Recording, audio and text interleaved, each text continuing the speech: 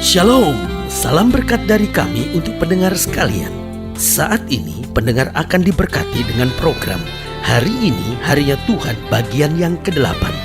Sebuah program rohani tentang doktrin Alkitab yang menolong kita untuk semakin tertanam dalam kebenaran firman dan bertumbuh dalam kemuliaan. Bersama hambanya, Pendeta Gilbert Lumendo, STH. Banyak orang merasa doktrin Alkitab sebagai sesuatu yang membingungkan. Tetapi tahukah saudara bahwa doktrin Alkitab intinya adalah memahami Alkitab dengan benar, dengan pemahaman yang sistematis, sehingga kita terus dapat tertanam di dalam kebenaran firman, sehingga kita terus bertumbuh di dalam kemuliaan Allah. Buka hati saudara sekalian untuk menerima berkat-berkat firman-Nya hari ini. Allah kita adalah Allah yang memberikan karunia-Nya kepada orang-orang yang percaya. Karena Allah kita adalah Allah yang memperlengkapi umat-Nya, sehingga umat-Nya bukan sekedar menerima keselamatan, tetapi dapat berbuat sesuatu dengan keselamatan yang Tuhan berikan. Nah, ada beberapa hal yang perlu kita ketahui tentang karunia. Yang pertama, Allah memberikan karunia-Nya agar kita efektif dalam pelayanan, sehingga kita bukan sekedar melengkapi tubuh Kristus, tetapi kita menjadikan tubuh Kristus sebagai bagian yang berarti. Karena apa? Karena kita bukan melayani dengan kekuatan kita sendiri, tetapi kita melayani karena segala karunia-karunia Allah yang dipercayakan dalam hidup kita. Karena itu selalu saya ingatkan bahwa sebelum kita melayani, kita harus mengerti dulu karunia apa yang Tuhan percayakan kepada kita, sehingga kita nggak sekedar melayani sembarangan, kita nggak sekedar melayani lalu saling mengkritik, tapi kita harus mengerti, ini loh pelayanan yang Tuhan percayakan kepada saya setia dengan pelayanan ini, saya kembangkan pelayanan ini sampai nama Kristus dipermuliakan. Haleluya. Jadi yang pertama, Allah memberikan karunia-Nya agar kita efektif dalam pelayanan. Yang kedua, Allah memberikan karunia berbeda bagi tiap-tiap orang percaya, karena Tuhan tidak membutuhkan manusia-manusia super dalam ladang pekerjaan Tuhan, tetapi Tuhan membutuhkan orang-orang yang bergandengan tangan, saling melengkapi, saling mendorong, saling bersatu dalam terang Tuhan. Haleluya. Sehingga gak ada satu orang pun dapat berkata, saya loh yang paling hebat, saya loh yang paling rohani, saya loh yang paling berkenan kepada Tuhan. Tidak, karunia masing-masing kita berbeda. Yang paling benar adalah tubuh Kristus harus bersatu, saling melengkapi, saling mendorong, baru kita mencapai kemuliaan Kristus. Haleluya.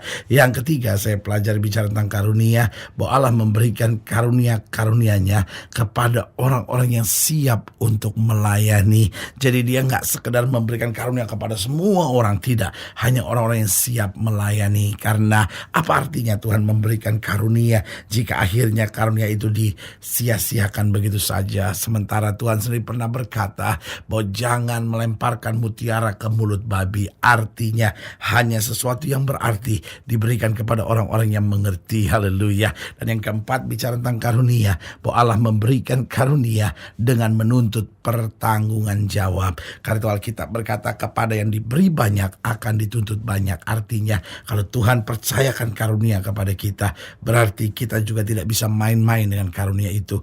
Mari kita kerja keras, mari kita lakukan dengan tanggung jawab, dan kita mengerti bahwa Tuhan yang sudah mempercayakan sesuatu kepada kita adalah Tuhan yang baik. Karena itu biarlah kita menjadi orang-orang yang dapat dipercaya, yang senantiasa menyenangkan hatinya. Haleluya. Selamat datang dalam program kita hari ini, Harinya Tuhan, sebuah program rohani yang kembali mengingatkan kepada kita betapa pentingnya kita menjadikan firman Tuhan sebagai dasar keseharian hidup kita. Karena selama kita menjadikan firman Tuhan sebagai dasar keseharian hidup kita, langkah-langkah ke depan kita penuh dengan kepastian, kemenangan, berkat, mujizat, dan perkara-perkara besar. Haleluya. Dan dalam program ini kita sedang membahas tentang salah satu karunia Allah, yaitu bernubuatlah. Saudara yang kasih dalam Tuhan, setiap kali Tuhan memanggil memanggil nabi, ada sebuah perintah yang Tuhan berikan, bernubuatlah. Nah, apa itu nubuat? Ini akan kita pelajari hari ini dalam pembahasan kita tentang bernubuat yang kita mau lihat dalam Yeskil pasal 4. Yeskil pasal 4 ayat yang pertama sampai 12. Yeskil pasal 4 ayat yang pertama sampai 12 di bawah judul perikop lambang pengepungan kota Yerusalem. Yeskil 4 ayat 1 sampai 12. Engkau anak manusia, ambillah sebuah batu bata, letakkan di hadapanmu dan ukirlah di atasnya sebuah kota, yaitu Yerusalem. Ukirlah kota itu dalam keadaan terkepung, dirikanlah sebuah benteng pengepungan, timbun pula tanah menjadi tembok pengepungan. Tempatkan perkemahan tentara dan susun alat-alat pendobrak selain kota itu. Lalu ambillah sebidang besi dan dirikanlah itu di antaramu dengan kota itu menjadi dinding besi. Kemudian tujukanlah wajahmu ke arah kota itu, sehingga kota itu dalam keadaan terkepung, dan engkaulah yang mengepung dia. Inilah menjadi lambang bagi kaum Israel. Berbalinglah engkau pada sisi kirimu, dan aku akan menanggungkan hukuman kaum Israel atasmu. Berapa hari engkau berbaring demikian, selama itulah engkau menanggung hukuman mereka. Beginilah aku tentukan bagimu beberapa tahun hukuman kaum Israel. Sekian harilah engkau menanggung hukuman mereka, yaitu 390 hari. Dengar baik, 390 hari Yeskil harus berbaring pada sisi kirinya. Ayat 6, kalau engkau sudah mengakhiri waktu ini, berbaringlah engkau untuk kedua kalinya, tetapi pada sisi kananmu, dan tanggungkanlah hukuman kaum Yehuda 40 hari lamanya. Bayangkan, tidur pada sisi kiri, kata Alkitab dikatakan selama 390 hari, dan tidur pada sisi kanan dengan miring, Alkitab berkata selama 40 hari. Aku menentukan bagimu 1 hari untuk 1 tahun. Tujukanlah wajahmu kepada pengepungan Yerusalem dan kepalkanlah tinjumu kepadanya, dan bernubuatlah melawan kota itu. Perhatikan kalimat ini, bernubuatlah melawan kota itu. Lihat, aku akan mengikat engkau dengan tali, sehingga engkau tidak dapat berbalik dari sisi yang satu ke sisi yang lain, sampai engkau mengakhiri waktu pengepunganmu itu. Selanjutnya ambillah gandum, jelai, kacang merah besar, kacang merah kecil, jawan, dan sekoi, dan taruhlah dalam satu periuk, dan masaklah itu menjadi roti bagimu. Itulah makananmu selama engkau berbaring pada sisimu yang 390 hari. Dan makananmu yang harus kau makan akan ditentukan timbangannya, yakni 20 shikal 1 hari. Makanlah itu pada waktu-waktu tertentu. Air minum pun bagimu akan ditentukan 1/6 hin banyaknya. Minumlah itu pada waktu-waktu tertentu. Makanlah roti itu seperti roti jelai yang bundar, dan engkau harus membakarnya di atas kotoran manusia yang sudah kering di hadapan mereka. Saudaraku yang kekasih dalam Tuhan, apa yang terjadi adalah hukuman Tuhan yang mau dinyatakan melalui Yeskil. Nah, saudaraku yang kasih dalam Tuhan, Tuhan ingatkan, bernubuatlah. Jadi dari sini kita bisa melihat bahwa dari karunia-karunia yang ada, salah satu karunia yang paling penting dalam Alkitab adalah bernubuat. Mungkin sudah berkata, pendeta, apakah itu berarti bahwa karunia-karunia yang lain tidak penting? Loh, masing-masing karunia itu penting untuk melengkapi tubuh Kristus. Tetapi karunia bernubuat salah satu karunia yang terpenting. Mungkin sudah berkata, tetapi apa itu karunia bernubuat? Saya belum terlalu mengerti. Saya pelajari dalam ayat bacaan ini, saya dapat mengambil kesimpulan beberapa hal penting tentang karunia bernubuat.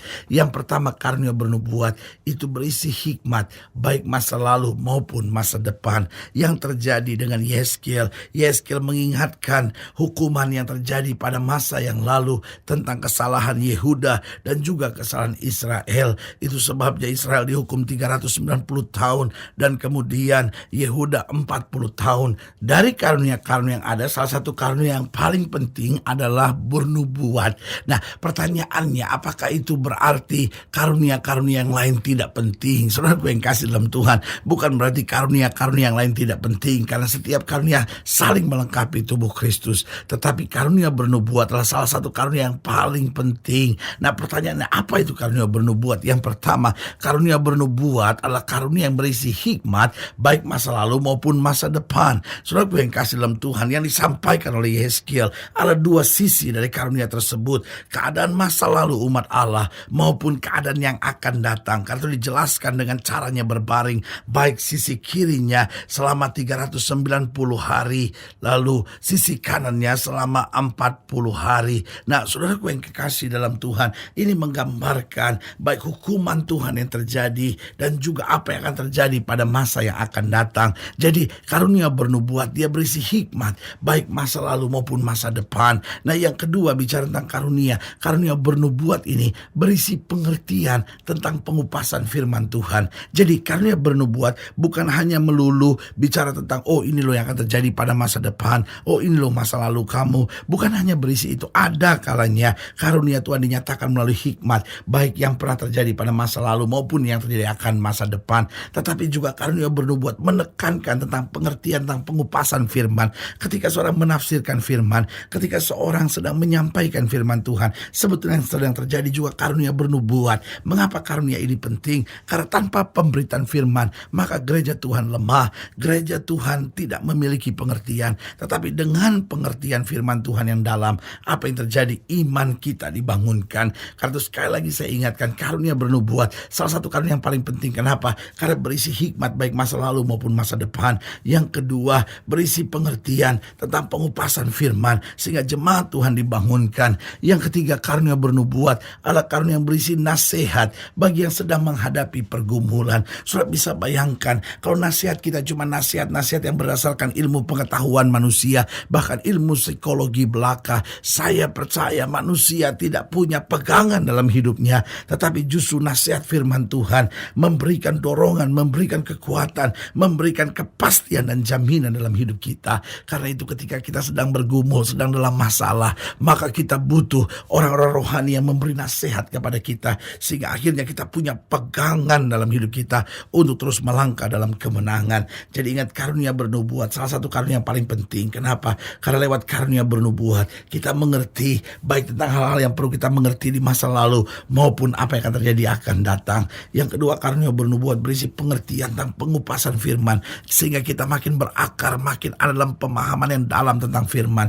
Yang ketiga, karunia bernubuat berisi nasihat-nasihat bagi yang sedang menghadapi pergumulan sehingga kita punya pegangan yang pasti. Dan yang keempat, karunia bernubuat berisi tentang penghiburan melalui kata-kata yang menguatkan sehingga ketika kita lemah, dunia bisa menghakimi, tetapi orang-orang yang memiliki karunia bernubuat selalu akan memberikan penghiburan melalui kata-kata yang menguatkan. Di kata-kata ini kita tahu kesalahan kita, tetapi di kata-kata ini juga kita tahu janji Tuhan, dan di kata-kata ini mendorong kita untuk bersemangat, untuk bangkit dan percaya bahwa Allah yang kita sembah adalah Allah yang tidak pernah mempermalukan anak-anaknya. Haleluya.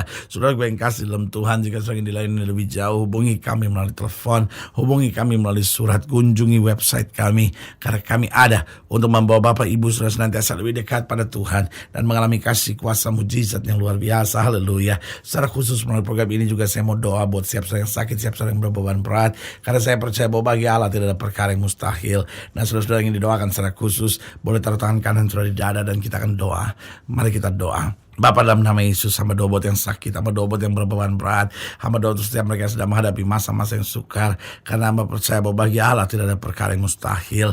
Bapa, hamba doa di dalam nama Yesus Tuhan, jamah bahkan yang taruh tangan kanannya di dada, yang butuh kekuatan, butuh mujizat, butuh hikmat dari Tuhan. Bapa, hamba doa di dalam nama Yesus Tuhan, jamah sehingga kami dipercaya Tuhan untuk memiliki karunia bernubuat, baik memberi penghiburan bagi orang-orang di sekitar kami melalui kata-kata yang menguatkan maupun melalui nasihat bagi mereka yang sedang menghadapi pergumulan, bahkan jika Tuhan berkehendak, sehingga kami memiliki pengertian untuk mengupas firman Tuhan, dan akhirnya kami diberikan pemahaman hikmat tentang apa yang akan terjadi di hari depan kami, sehingga kami tidak pernah goyah karena Tuhan pembela kami. Di dalam nama Yesus kami berdoa. Haleluya. Amin. Saudara gue yang kasih dalam Tuhan, kita sudah berdoa. Ingat, tidak pernah Allah lalai menepati janjinya. Inilah saatnya buat kita untuk bangkit, bersemangat, bersuka cita dalam menghadapi segala perkara. Karena kita tahu Yesus hidup, Yesus berkuasa, dan selalu menyediakan yang terbaik buat anak-anaknya. Doa saya menyertai saudara. Sampai berjumpa pada program berikut, dan jangan lupa jadikan hari ini harinya Tuhan. Haleluya.